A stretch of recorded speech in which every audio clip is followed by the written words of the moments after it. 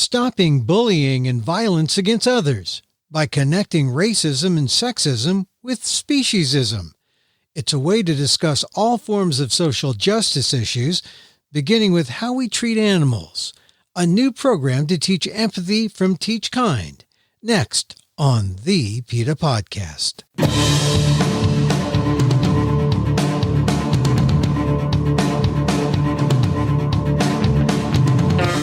Welcome to the PETA Podcast. I'm Emil Guillermo, your host for this behind-the-scenes look at PETA, the largest animal rights organization in the world. On today's episode, PETA's TeachKind has free resources for teachers and homeschoolers. And this week, it's releasing a new high school program called Challenging Assumptions. October isn't just Filipino American History Month, it's also National Bullying Prevention Month. And the new TeachKind program is designed to show students that how we treat our animals is often indicative of how we treat one another. Megan Snyder is the assistant manager of TeachKind, PETA's Humane Education Division. She talks about the new curriculum on the PETA Podcast. Megan, thank you very much for joining us. So when we talk about challenging assumptions, what are the assumptions? What are we challenging? What's the assumptions that people make that, make you want to launch this campaign? Well, from day one, right? Since the moment we're born, we're fed all sorts of assumptions. And what challenging assumptions does is help high school teachers and their students sort of take a bird's eye view of those assumptions and assess whether their beliefs are in accordance with their actions. So through this brand new social justice themed curriculum kit, we provide thought-provoking lesson plans and a beautiful, impactful new video designed to empower young people to challenge societal norms such as speciesism, this idea that some animals are to be cared for and loved, and others are for food, and to inspire them to have empathy for everyone, regardless of species, race, gender, sexual identity, any other arbitrary characteristic used to discriminate against others. But that's really the assumption, right? The assumption is that most people don't do that, or how do you see the assumption? The assumption is that we have the wrong assumption towards others, towards animals, towards people. How do you view that? Through these lesson plans, we sort of guide students through assessing that. Their beliefs may very well be in alignment with their behavior, but chances that they're not are also high. Challenging assumptions help students learn how to identify their beliefs and identify beliefs that might do harm to others. Again, such as this idea of speciesism, humans being superior to all other animals. And this is really the first step in allowing students to understand the impact of their beliefs on their day-to-day actions. Mm-hmm. The program inspires, lively discussions among students with a wide range of perspectives, which is a teacher's dream come true, right? Watching their students going back and forth, exchanging ideas. And it really appeals to members of Generation Z who are highly motivated by these social justice issues, including animal rights. We've seen this time and time again with the March for Our Lives and the youth climate strike. Generation Z, they mean business. They want change, right? And so this curriculum's powerful lessons and video features the firsthand stories from activists of color. So it really appeals to Black and Brown students, to our immigrant students, and our first generation students as well. Okay, so really, when you say Z, Generation Z, what age group are we talking about now? People know millennials and Gen Y and Gen X. Where are we now? Z must be what? These are our late 90s, early 2000s kids. Well, they're really not kids anymore. They're young adults, and they're out there in the world demanding change in all of these areas. And what challenging assumptions does is show them that, these issues are really intertwined, and there are multiple intersections that need examining. And these intersections are where we can sort of be doubling our impact or feeding two birds with one stone, if you will. Yeah. Well, what makes you think that we need this, though? What is is there a sense that there's too many assumptions or wrong assumptions being made, or what brought about this idea that we have to challenge the assumptions? Well, follow me here, if you will. We here at TeachKind have been keeping track of cases of cruelty to animals carried out by children and teenagers since 2013. Right. And we regularly receive reports of these incidents, and it's occurring in rural and suburban and urban neighborhoods alike. And it's a multifaceted issue. It's been well documented by mental health and law enforcement experts that people who commit violent acts against animals are on a dangerous path that could lead to further violence, including toward humans. For example, my last year of teaching was 2018, and that Valentine's Day, a shooter opened fire on Marjorie Stoneman Douglas High School in Parkland, Florida. And he was known or reportedly known to have abused animals before moving on to killing and injuring his classmates. And again, TeachKind has been keeping track of these cases. And anytime we receive a report, we stop what we're doing and we reach out to that school district and we say, look, this terrible thing has happened in your community. Research shows that, kids who hurt animals are likely to do it again and hurt humans. If we want to stop this cycle of violence, we must address the way we and our students view animals and view cruelty to animals. This isn't something we can just sweep under the rug each time it happens and move on. And so that's why we created Empathy Now, which is our brand new research-based step-by-step guide to addressing these incidents within the school community and implementing humane education to prevent these tragedies from happening in the first place. And then how is Empathy Now connected with Challenging Assumptions, which is another curriculum that TeachKind is putting out? Great question. So Empathy Now is for all educators, K through 12.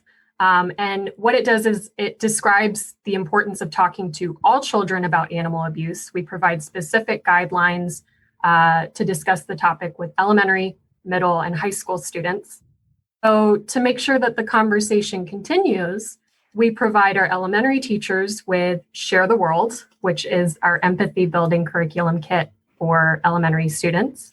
And now we have Challenging Assumptions, which is our empathy building curriculum kit for our older students. So again, when we reach out in response to these cruelty cases, Empathy Now provides them with the research and the immediate steps they can take, and then Share the World and Challenging Assumptions provide them with the lesson plans and the activities and the worksheets that they can use every single day going forward. So it's a real cohesive type of modular thing that takes them from K through 12 all the way throughout. And I guess they're age appropriate based on the grade. What would be an example for what you would say to, say, a first grader?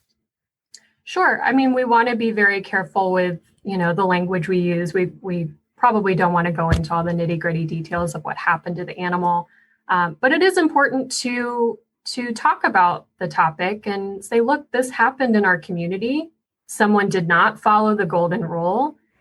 They were a bully to an animal, and we know that's not okay. We don't treat our classmates that way. We don't treat our siblings that way. And we don't treat other species that way.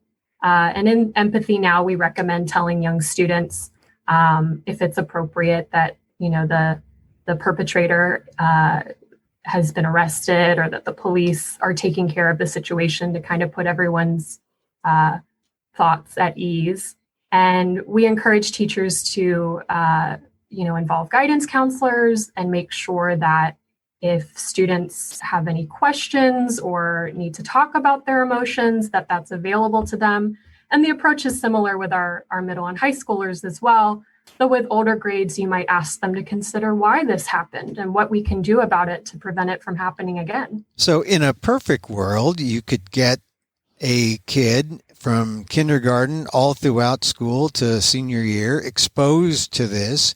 And the ideal would be that at some point something clicks in and a student understands what is the goal? Empathy? Or how does empathy get developed? Well, I mean, can you imagine a world where starting in kindergarten, every child received these life-saving lessons in empathy and kindness and compassion? But you're right. Empathy is not something children are born with. I have an 8-year-old. I don't know if you have any kids in your life. It's something you have to teach them. And we here at TeachKind like to say it's like a muscle that you have to flex it and exercise it regularly to make it grow big and strong. And, our little learners really like flexing their empathy muscles.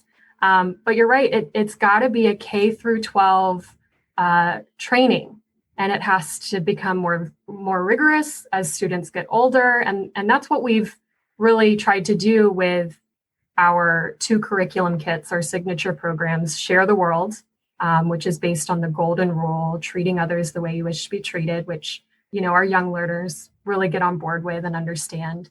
And then we graduate into challenging assumptions. And these days, teachers are really looking to address these social justice issues like racism and sexism and homophobia and other harmful forms of discrimination, but they might not be sure how to start that conversation. And that's what challenging assumptions is all about. In these, politically polarized times, this social justice curriculum that focuses on animals really diffuses the politics and allows those messages of empathy to really shine through. All right, but there may be some pushback, and I would think in some areas that where, religious values come into play, perhaps not so much in the public sector. They might put their kids in private schools and religious schools for that reason. But is this kind of curriculum, does it get much pushback in the schools that you deal with? Because maybe parents say, hey, I think values are something that we want to teach our kids ourselves. Well, with so much going on in the world right now, it's important for young people to understand that some things are still within their control, like how they treat others, including animals. And I think some common ground we can find with any educator is that bullying and violence can affect anyone, regardless of race or gender, even species. And, challenging assumptions, it has lots of open-ended questions. It has lots of different avenues that you can pursue, and it's very flexible and adaptable. We actually got feedback from some of the high school teachers that we work with. And they said, you know what, as high school teachers, we don't really need specific, very regimented lesson plans. We want jumping off points. We want little bits of inspiration, and then we'll run with it. We'll put our own twist on it.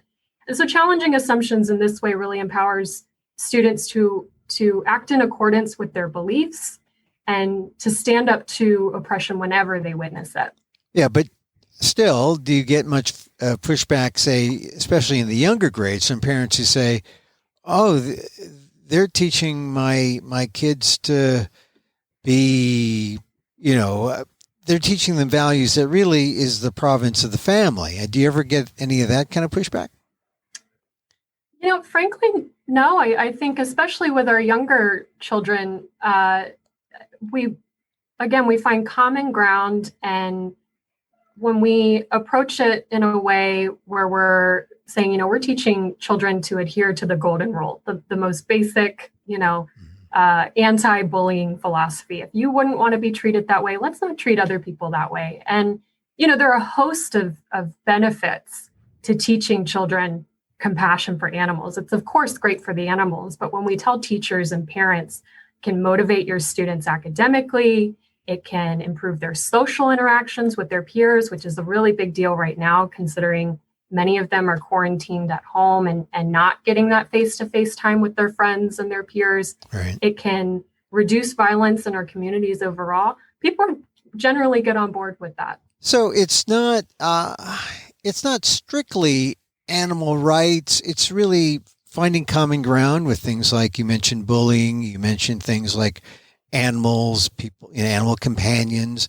It's a way to find compassion and empathy through those ways, and it broadens out, I guess, so that people understand how it applies in to everyday life. Yeah, and really our goal is to prevent violent incidents from happening.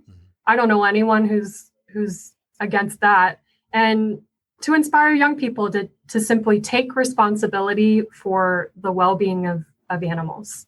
And at its simplest, every educator we've worked with, every parent, homeschoolers, private schools, religious schools even, these lessons in kindness to animals really speak to them. They naturally trickle over into students' interaction with their peers. Bullying and violence don't stop at the human door, and neither do children's empathy. It really affects every facet of their lives. And I suppose that teachers are, they welcome things like this that are a break from the 3 R's or from STEM and from that kind of thing. They want to enlarge, the humanities is already taking it on the chin throughout education, but this is actually teaching kids to be humanitarians, really. Yeah, in a way. And again, Generation Z, the way they're heading, they're the heroes we all need, and they need teachers to step up and modify their curriculum. If you're an educator and you're teaching Generation Z and you haven't figured out a way to provide them with authentic learning experiences that they'll use in the real world. That was a question I used to get all the time from my students. When will I ever need to know how to write a 5-paragraph essay once I graduate? Well, if you want to write to your legislators to demand change in whatever arena you're fighting for, if you want to help enact local legislation and speak at your town hall meeting, if you want to solve climate change and organize a movement like Generation Z is doing, their teachers need to recognize that and provide them with a modern curriculum. And that's exactly what Challenging Assumptions is designed to do. All right. So let's talk about teachers specifically. If they're listening to this or if they see that this is available, they might have some questions about, well, is this in line, or is it part of your regular Common Core sort of lesson plan? Is it part of, the established curricula out there? Everything TeachKind creates, we create with a Common Core learning standard, at least one standard in mind. And, as former classroom teachers ourselves, we know that there isn't a second to waste in the school day. So we combine lessons in persuasive writing, participating in collaborative group discussions, drawing inferences from a text, with lessons in kindness and empathy and inclusion and tolerance. Again, so teachers don't have to stop the lesson on reading or writing and arithmetic to then teach a lesson on kindness. They can do it at the same time. And in fact, it has a synergistic quality. When you engage students cognitively as well as emotionally with an animal issue that they care about, they retain the information better, they apply it better. So it can have a host of benefits for teachers and students in the classroom. Now, you've had this curriculum, part of the curriculum out already. What kind of feedback are you getting from schools and from students? Are you seeing real results? Well, as far as Challenging Assumptions goes, we only launched it last week, but we're already getting rave reviews from our teachers and parents and homeschool educators. I encourage everyone to go and watch the beautiful, compelling new video. It's 14 minutes long. We provide discussion questions and an activity to go along with it so students can really break it down. It comes with a helpful teacher's guide. So hopefully that answers any questions teachers might have, but we're always available to train them on how to use these materials. It's available in both digital and printable format, because we know right now there's an urgent need for digital teaching materials. And we're very cognizant of that when creating challenging assumptions. Well, tell me what, give me an example of a question in a lesson plan and how that might be developed by a teacher in, say, the middle school to high school, and how the kinds of discussion that could ensue from just, some of the programming that you just talked about there. Well, we have a lesson on cognitive dissonance, which I think really sets up the entire curriculum. So wait, hold on. Cognitive dissonance, meaning for some of us who can maybe get what it means, but cognitive dissonance means I get something, but it's not what I think it is, or there's some kind of, there's some difference that we have to work out. And it's something there's a disconnect, right? Yeah. And the perfect example is, if you consider yourself to be an animal lover, for example, but your actions contribute to their suffering and violent deaths, right? Or if you buy a case of plastic water bottles packaged in all this plastic, knowing that it's, wreaking havoc on the environment. Sometimes our beliefs don't match up with our actions, and that's completely normal. And so with this lesson on cognitive dissonance, we have students fill out a little questionnaire, and they can do this using a print version or digitally. Again, so if you're teaching in person or virtually or in a hybrid setting, you can still use all of these materials. And then we have them turn that page face down, and we have them take a little questionnaire on their behaviors. And we encourage them to answer these questions honestly, even if they don't quite match up. We're going to do a little activity with it. And then we have them identify an area in their lives where they're experiencing a little dissonance, where things aren't quite matching up. And an open-ended question we might ask them, or that we do ask them in the curriculum, is how might you reduce or eliminate this dissonance? What's one step you can take today to make your beliefs about animals, about the environment, about your peers more in alignment with your actions? So essentially, you're trying to close that dissonant gap, bring it together so that we can all live in harmony. That's the goal. I mean, that's arguably the root of all problems we face in society is this gap between our beliefs and our actions. And, this lack of empathy.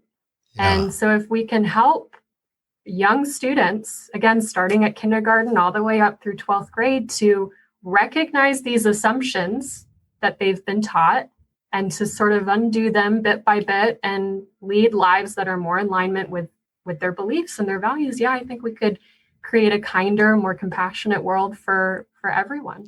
And once again, the cost to a school for this to pick up the curriculum, to use it, what's involved? They contact TeachKind and they go to your website and check out the materials?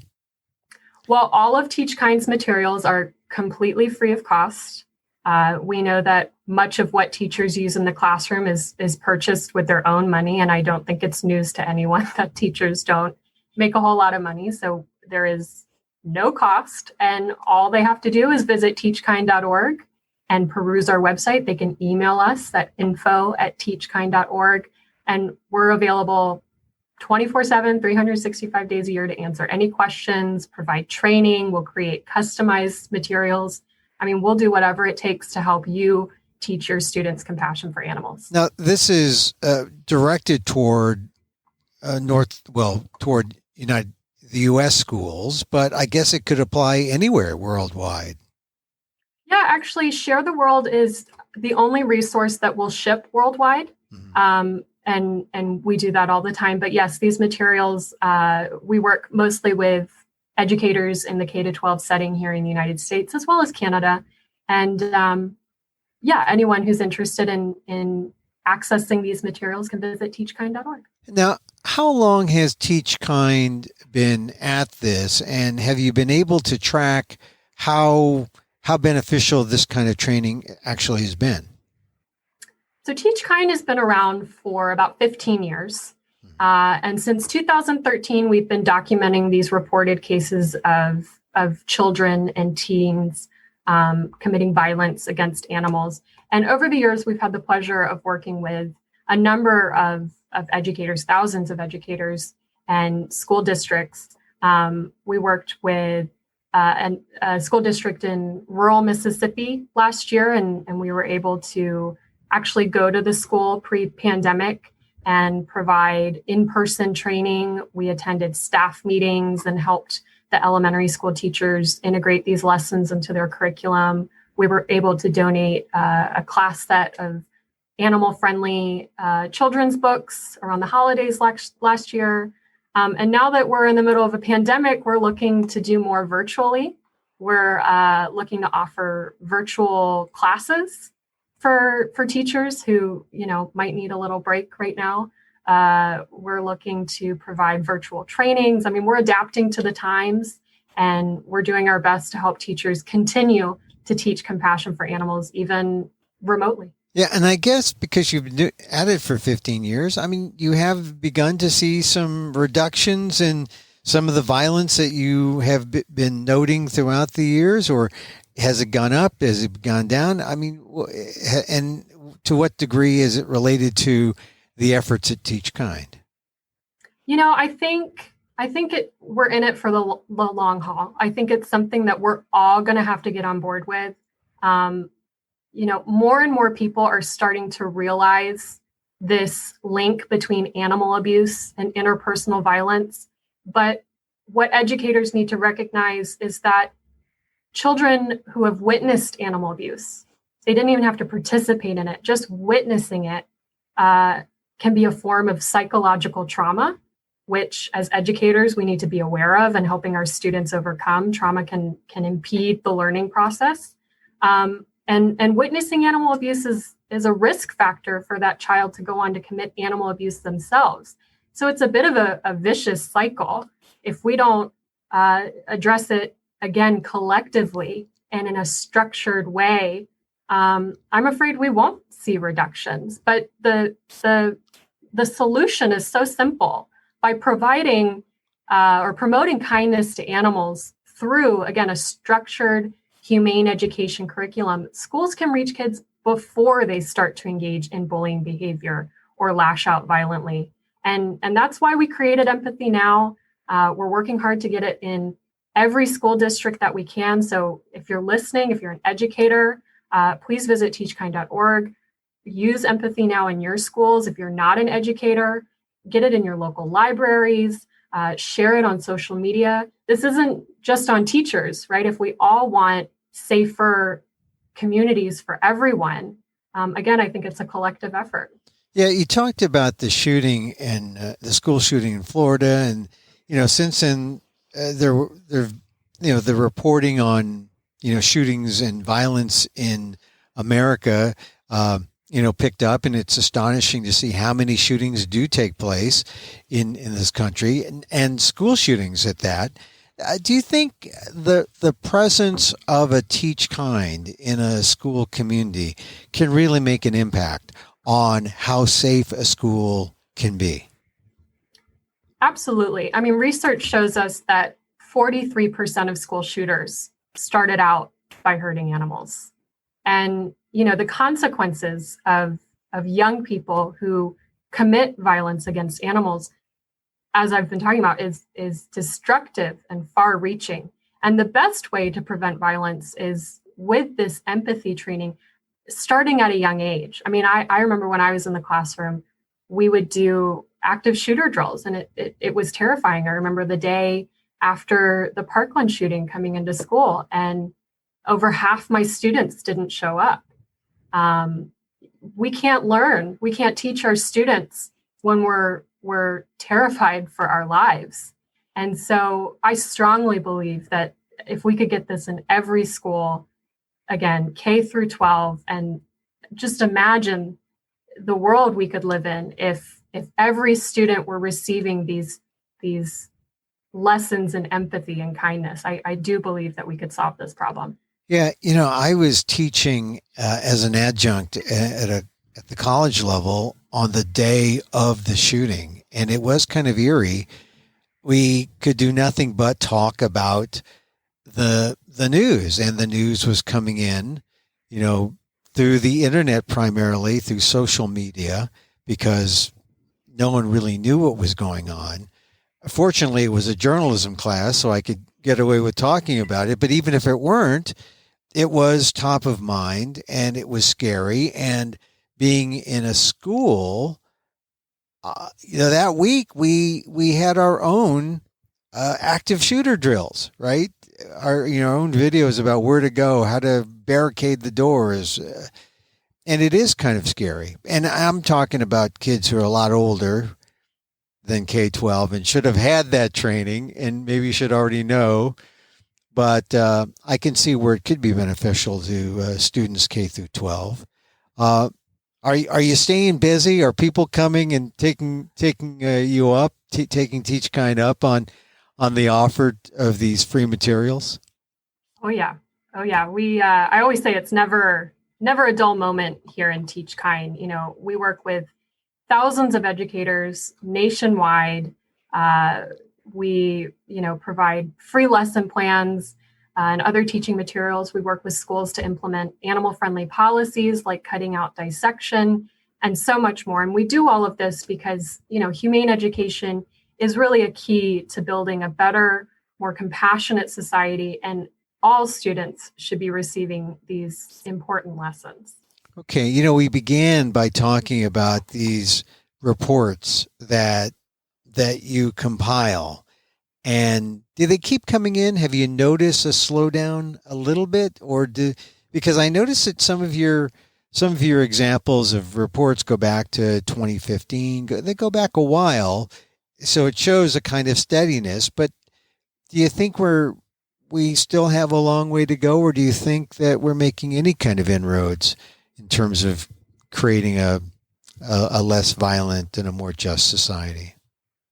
Well, we're actually working on a cruelty case right now. We got one it must have been last week. And, we're working with our network of teachers who we have formed over the years. We have an A-list of teachers, really strong humane educators throughout the country who we're able to call upon. And, they help us locally when we are working with or working on a cruelty case. And I'm hopeful more and more people are starting to recognize this well-documented link between animal abuse and interpersonal violence. The comment section on social media is always the same. Oh, this child really needs help. This child is on a dangerous path. But I think where people hit an obstacle is they don't know what to do next. They don't know what the answer is. And empathy now is an answer. Share the world is an answer. Challenging assumptions is an answer. If we can get these resources into schools and train this generation of teachers on how to do this, if we can work with student teachers before they even get in the classroom, which is what TeachKind has done, I think we can really shift things. I think we can start seeing that decline. But again, I think we need more people on board. I think we need more educators on board. And I think we need these resources in more schools to see that change. And a lot of it also can begin just by being courteous and kind and nice in conversation, something that we just don't see very much of, certainly at the public level, at the highest levels of our society, when people talk over each other and don't say please and thank you and don't allow the courtesy of having another person finish their thoughts or their sentences, and they don't talk over them, that kind of thing. I mean, it really is a kind of almost kind of like manners or something, huh? Yeah, I mean, we could all use a little more empathy from our youngest to our oldest, right? And that's where it sort of circles back to challenging your assumptions. If we don't consistently and regularly assess our beliefs and make sure they're in alignment with our actions, I think that's where we run into these manner issues, right? And we can't solve problems. We can't move forward. We can't make the world a better place for one another if we're at each other's throats and not practicing empathy for everyone, right? Yeah. Well, maybe this would be a good thing, like maybe a post-election or post-November sort of curriculum ad for some eager teacher out there who is looking to tap into where their students are at the moment, because we are in a unique time with an election and a pandemic and people at home and people being forced to learn digitally. I guess your digital versions will take care of Zoom and are all Zoomable, and they're all Zoomable. Everything can be printed if you're in a classroom and you have the copy machine available to you. But we know a lot of teachers and children right now are working from home. Not everyone has a printer. Not everyone has Wi-Fi. We've been seeing reports of children doing their homework in fast food restaurant parking lots. So we are offering all of our resources, Share the World, Empathy Now, and Challenging Assumptions in completely printable formats where we'll send it to your home and you can work on it in its physical formats. It's all available in digital formats as well. So you can type your answers in and email it back to your teacher. We're really trying to make this as easy and as stress-free on everyone. We know it's a stressful time for families and for teachers and for students. And so we've really tried to make sure it is all Zoomable. Yes. Well, Megan, I'm trying to show my empathy towards you right now. Me too, Emil. and I appreciate you coming on and talking about this. Megan Snyder, she's with TeachKind out of Norfolk. You can look on our show information to get all the links to get to the materials. Megan, thank you very much for joining us on the PETA Podcast. Thank you so much, Emil. It was a pleasure.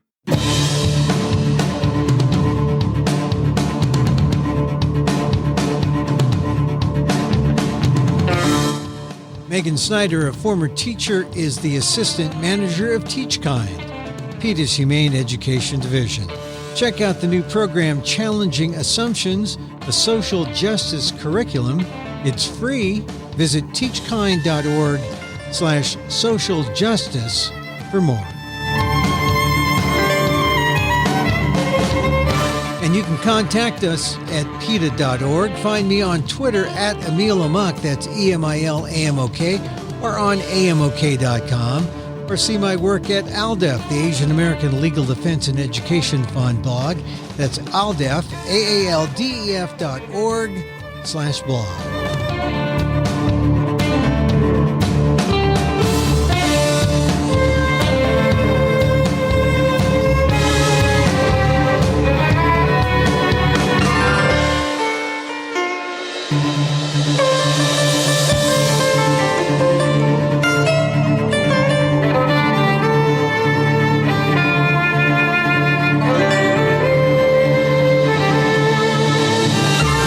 Once again, thank you for listening. Check out all our episodes on your favorite podcast app.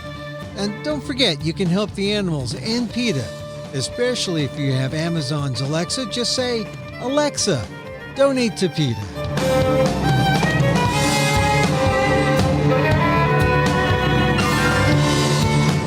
Our music is provided by Carbon Works. Check them out on YouTube. And join us again next time for more insight into animal rights and the fight for a cruelty-free world on the PETA Podcast. I'm Emil Guillermo.